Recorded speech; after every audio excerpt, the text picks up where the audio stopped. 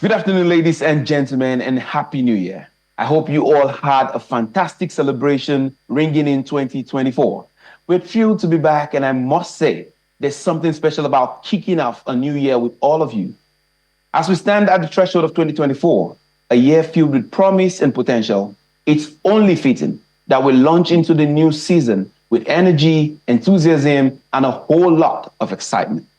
Today, we'll be delving into discussions that will set the tone for the coming months, from groundbreaking innovations to insightful conversations that will further shape our understanding of the world around us. So buckle up, get ready for an exhilarating ride, because this year, we're not just presenting a show, we're embarking on an exciting experimental voyage together. Without further ado, welcome to Channels Beam, where curiosity meets conversations, and every episode is a step into the future. Let the adventure begin.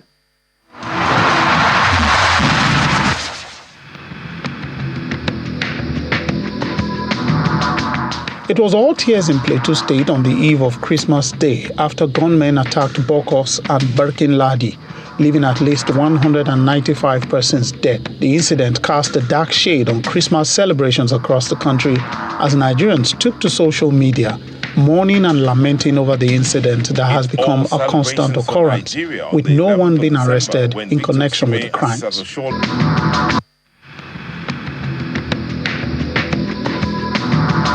Following the killings in Plateau State, an old video of T.Y. Danjuma started to make the rounds all over social media.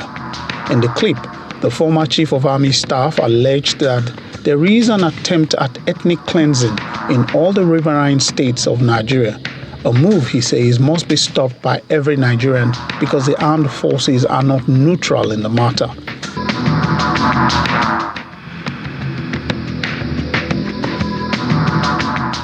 Indeed, it was a week of several sad reports, including the saddening demise of Ondo State Governor Rotimi Akeredolu, who died following a prolonged illness. Akeredolu's passing and the death of former House of Reps Speaker Galina Abba made the hashtag RIP trend in Nigeria within the week under review.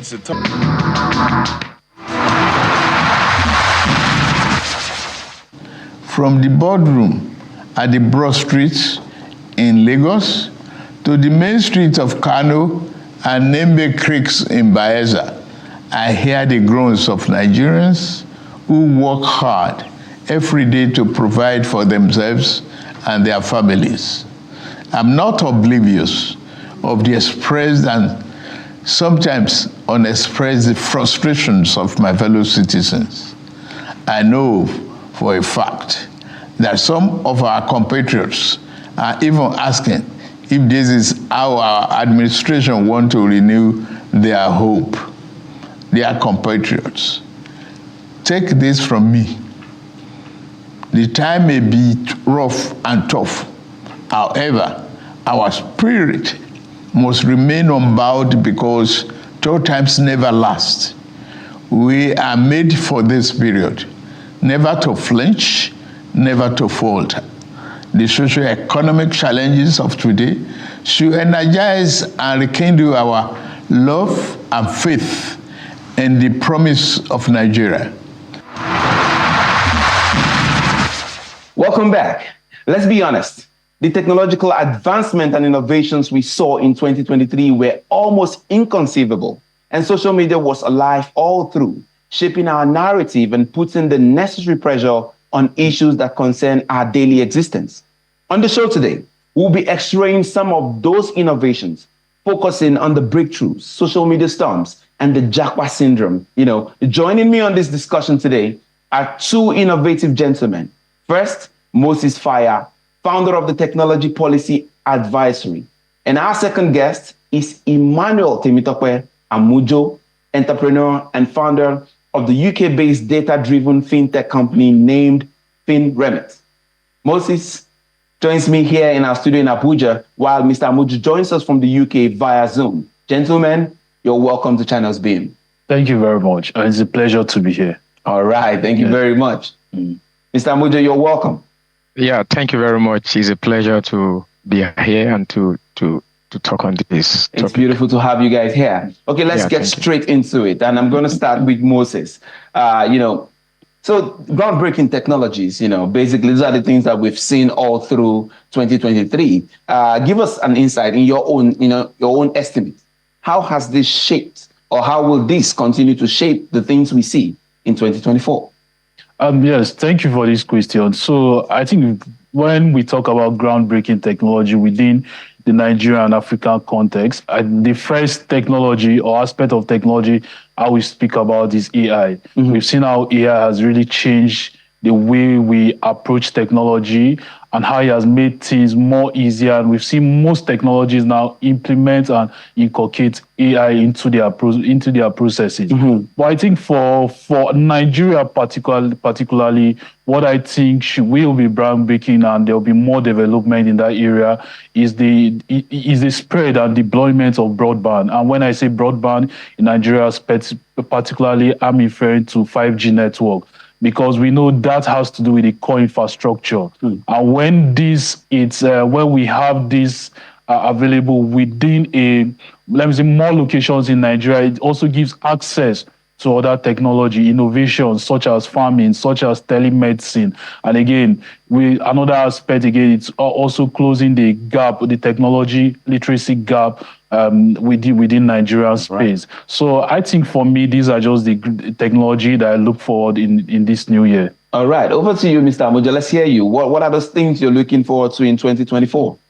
Yes, very, very right. Moses was just on point when he said AI. I felt like, yeah, exactly what I had in mind. You see, the way international artificial intelligence has actually revolutionized technology in the year 2023 is really amazing, and we can see that changing a lot of narrative in the tech space. So. Artificial intelligence is something that we should look up to as a kind of a technological advancement that we will be seeing amazing transformation through. In addition to that is blockchain and Internet of Things and machine learning. These are other things that we should be watching back to back in 2024, because enterprise softwares are now using these three tools to transform the deliveries to users and also to enhance users' experience. So most especially artificial intelligence, blockchain, and IoT, they are things that will be shaping the landscape in 2024.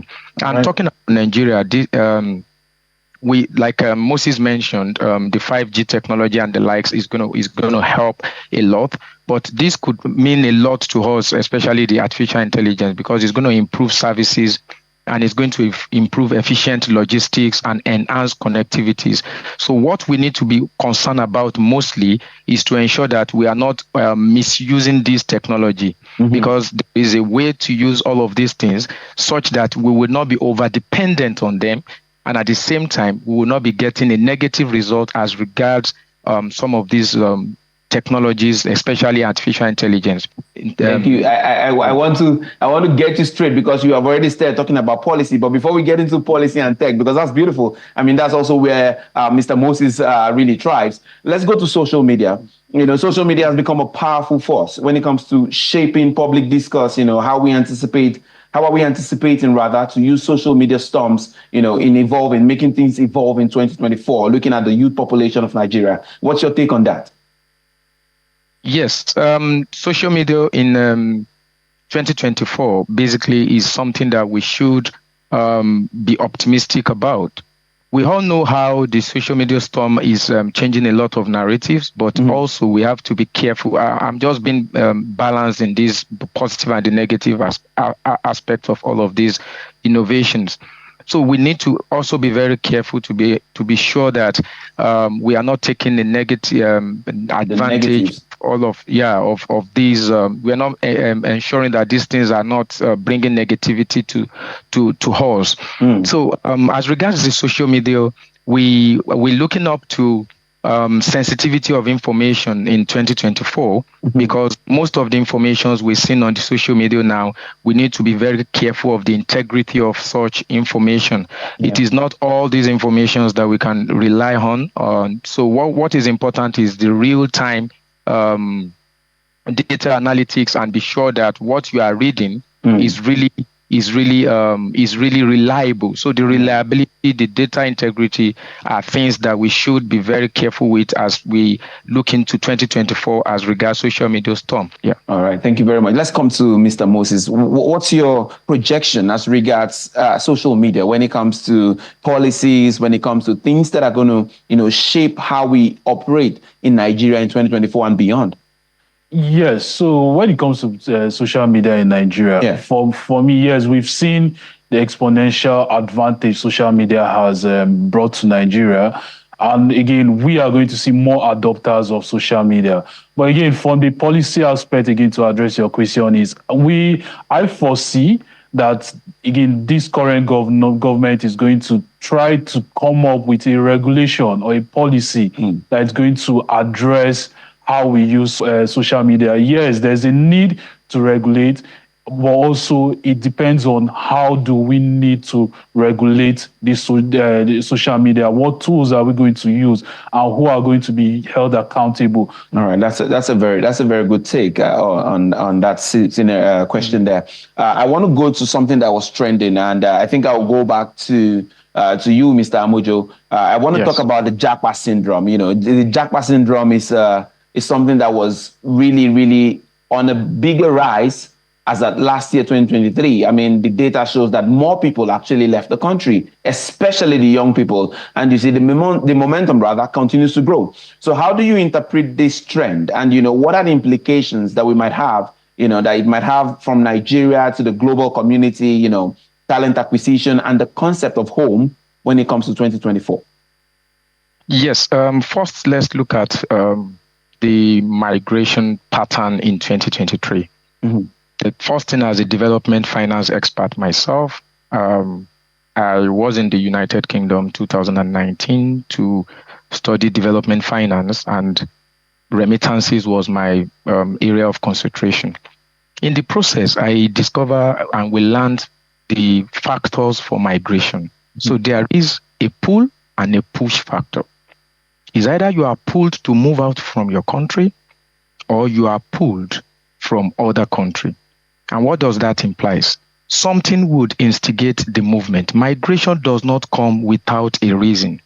So if you are pushed, means that the economy or the situation around where you are presently has pushed you out to another place. The second is when you are pulled, you may be living in a convenient and everything around you presently is okay, but there is something in other place that is pulling you to come. So migration does not mean that it does not only happen when you are living in a bad country or when you are going to a good country. So there are reasons. So for instance, somebody can be in the United Kingdom and be pulled to come to Nigeria, maybe because of the natural resources or maybe because of investment opportunities. And such a person will leave the United Kingdom and come to Nigeria as a migrant. So this is just for us to have a different perspective to migration. So it is not a bad thing to move from one country to another, but the purpose behind the movement is what we should look at. All right. Now, I want to cut you short because I still want to ask you this question now. You just brought up a very important point about remittance, investment and all that. Looking at Nigeria and the kind of funds, the income that comes from the diaspora and all that. I think the question would be, how do we, harness the opportunities within the Japa space, per se, the immigration space, how do we harness that? How do we as a country, how do we as a continent, likely using technology, how can Nigeria benefit from this? Talking about remittances, we all know that migration informed remittances. And remittances presently, as we speak, Nigerians in diaspora, collectively, irrespective of which country they are remitting over $20 billion annually back to Nigeria. The issue now is, what are these money being used for? Most of these remittances from migrants are majorly being used for household expense, supporting families, friends, and relatives. A lot of it are not being channeled for productive use. Unlike it was in the countries like India, India was smart enough to come up with diaspora policies that will revolutionize remittances to grow infrastructure and to also invest in diaspora bonds. So these are what we should be looking out for in 2024. Policies should be driven around how we can use remittances to revolutionize and grow our economy. So things like innovations, technology innovations, we should look out for, while we urge the government to come up with policies that would encourage remittances for infrastructural investment and even investment in investment-ready SMEs back in Nigeria. Okay, that's a very good place to hold it. We'll take a quick break, and when we return, we'll be taking a look at government's role in all we have been discussing, and how Nigeria and the global community can leverage 2024's connectivity boom. We'll be right back. Stay with us. Welcome back. You're watching Channels Beam, coming to you from our studios in Abuja. Moses Fire and Emmanuel Amujo are our guests, and we're still looking at technological innovations, focusing on breakthroughs, social media storms, and the Japa Syndrome. Moses, thank you for staying with us. It's a beautiful one to have you here. Let's continue this discussion. What roles do you really believe that the government can play when it comes to the movement, migration? What roles can the government really play in this whole situation as regards 2024 and beyond? I think so. There have been conversations on why. So again, limiting it down to like the tech talents and why again leaving the country and everything. So for me, I think why, yes, using the illustration of where there's a push or there's a pull, but I would say the major reason for me it's because people will find Nigeria interesting if the basic things are available.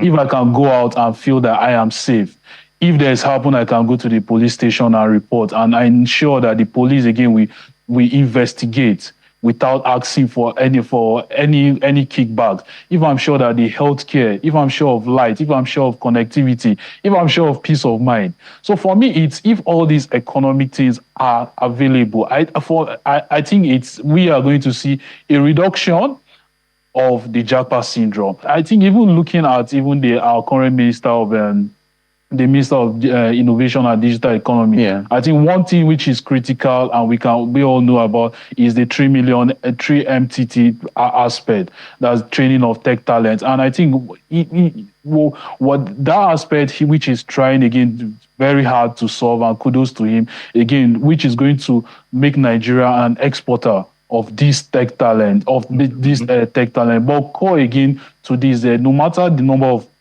tech talents we are able to train, the number of knowledge we are able to give, but where these core infrastructure, societal issues are not resolved, many people will still go out of the country because, again, if I can go even to a neighboring country and I know there's that peace of mind, there's that assurance that if I give this amount of effort and I'm going to get this benefit back, then why not? Why won't I go? And again, operate from there. And again, very critical, which I think many of us forget, is we are in an era where again technology has really helped. From anywhere in the world, you can operate. And you can have market entry in any country. You don't need to necessarily have a physical office in those countries. So if I feel Nigeria is not acceptable to my kind of life that I want, policy-wise, definitely I can go to any other country and operate again focus on the Nigerian market. But again, just in summary, for me is the fundamental issue: light, security, healthcare, pollution, and the rest. Basic things, the inflation rate. If we're able to get those things right, I think we are definitely going to see the reduction of the Japa Syndrome. Let me go to Mr. Amujo now. 2024 is expected to be a year of increased connectivity. The question then becomes, how can Nigerians and the global community, leverage this connectivity to foster collaborations, understanding, and perhaps, positive change? Yes. Like Moses mentioned now, the world is a global village and we are all connected. You can do anything from anywhere just at the tap of your finger. But the most important thing is the conduciveness of where you are, because securities and the likes is very, very important, and also the economic situation of your country. So now, collaboration using the connectivity is very key in 2024. So the first thing that I would like to say is, in 2024, there are tech talents, there are tech skills that people can acquire. And irrespective of wherever they are, they can even work for international companies. They can work for international organizations. And this collaboration goes beyond individuals, also government, because it always amazes us to see how developed countries are taking advantage of technology to build their economy. And Nigerian or the developing nations our leaders visit some of these countries, and it amazes me to see the level at which we are not taking advantage of this globalization. So take, for example, data analysis, business analyst, user interface and user experience designs. All are these technological skills that we can improve on as a country by building innovation hubs and ensuring talent retention, such that Nigerians can can be in Nigeria and collaborate with other companies, companies in other countries to earn pounds, earn naira. It's not until we export physical goods there are talents that are exportable that our government are not paying serious attention to. There is this user research skill that you can acquire and even be working for government agencies, in ministry departments and agencies in developed countries to conduct research for their work. Basically, collaborative innovation and global solidarity is what we should work on. And we should ensure in 2024 that we create platforms that facilitate such interaction. And government has a lot to do in this to make it instrumental. Our youths are not lazy. They are ready to learn new skills, but they needed resources to collaborate efficiently, and they needed integrity through the government platform. And even if there is Japa Syndrome, our institutions should be enhanced to produce replacement so that it does not lead to brain drain. Thank you very much. I want to come to Moses to give us, just in a very short sentence, what will be the policy you're looking at that can really help us 2024?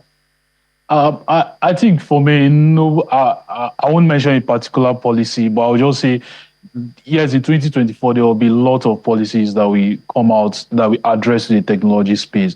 But what I am looking for, and I hope, is there should be this collaboration between the innovators, the industry people, and also the regulators and policymakers in coming to make policies or regulation that everyone can own up and say, yes, we're part of this process.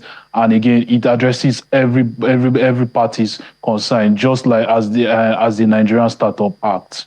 All right, thank you very much. Moses and Amujo, thank you for being an amazing guest on this New Year episode of our show. It was a pleasure talking to you and Mr. Amujo. Thank you for coming. Thank you very much. It's nice connecting with you guys. Yeah. All right, thank you. Wish you Happy New Year in advance.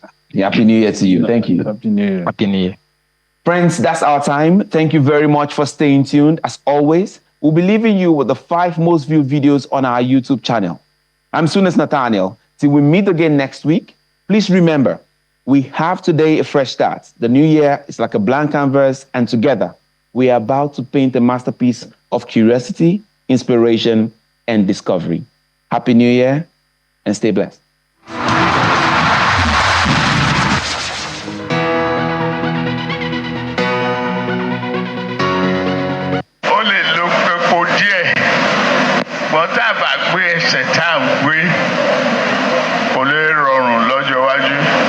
This week, we begin our most viewed video countdown with a clip in which President Bola Tinubu assures Nigerians that he will be fair to all as the nation's leader. Against the wish of the people. Number 4 on the list is a video in which convener of the Pan-Niger Delta Forum, PANDEF, Chief Edwin Clark, asks President Bola Tinubu to reconsider the resolution which the president earlier preferred to end the ongoing rift between FCT Minister Nyesom Wike and the governor of Rivers State, Sim Fubara. In our third-placed video this week, we look at the sad news of Governor Rotimi Akeredolu's passing. even as we review his long battle with the ailment that ultimately led to his demise. I call him secretly Olori Kunkun, a stubborn man. Coming in second place on the top most viewed video on our YouTube this week is a clip in which Nobel laureate Professor Wole Soyinka explains his latest visit to President Tinubu and the 7-point agenda on expectations that were discussed. He's an old friend, as you know very well. And it was as a friend that I told him, don't run, leave this thing alone. Some of you do not even know that Mr. President had invited us privately and said, do this, do this, do this, do this. And you agreed. Clinching the #1 spot on the countdown is this video that shows the FCT minister asserting that the political rift in Rivers State was stirred by Governor Sim Fubara. The minister noted that those who cannot manage people have no business in leadership.